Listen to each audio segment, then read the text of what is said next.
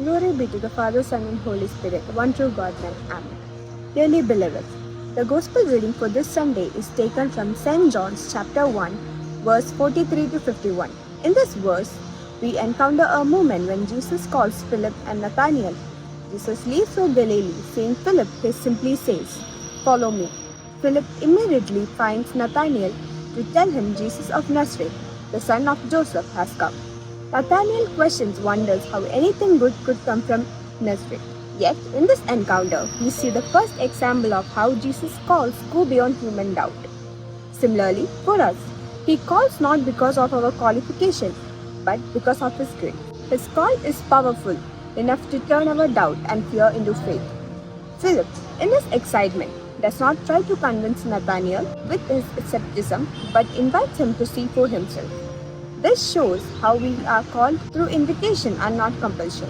We are not meant to convince others with our wisdom nor power, but to invite them through an encounter with Jesus. In the word, "Come and see," we find a simple invitation to experience God's presence and to discover the truth of Jesus.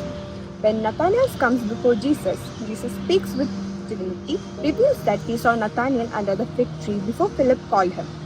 This surprises Nathanael, leading him to call out Rabbi. He declares him as the Son of God and King of Israel.